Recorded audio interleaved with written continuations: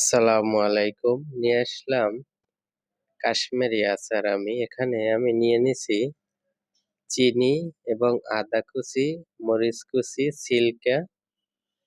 এটা আমি চিনি দিয়ে দিচ্ছি ৪ কাপ পরিমাণ এবং পানিও দেব ৪ কাপ পরিমাণ। এটা শিরা হয়ে যাবে। যে সময় শিরা হয়ে যাবে ওই সময় আমি আদা কুচিটা দিয়ে দেব।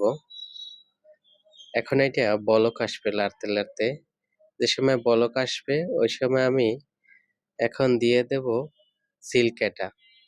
সিল্কেটা দেওয়ার পরে আবার বলক আসবে। যে সময় বলক আসবে ওই সময় আমি আবার এটা দিয়ে দেব আমটা। এই আমটা দেওয়ার পরে এটা আস্তে আস্তে হালকাভাবে লাড়তে হবে। আর এইটা নিতে হবে বিচি শক্ত। বিচিটা ফালাই দিলে কাশ্মীরি আচারটা ভালো হয়।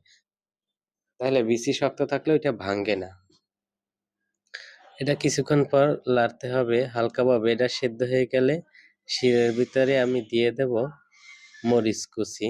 আসলে মরিচ কুচির কোনো বিচি থাকবে না। যদি বিচি থাকে তাহলে জাল হবে। কাশ্মীরি আচার জাল হবে না। এটা মিষ্টি জাতীয় খাবার। এটা ১ বছর থাকবে এরকম যদি রাখতে পারেন কেউ বানাইয়া ফ্রিজে। হ্যাঁ, এটা খাইতে অনেক টেস্ট।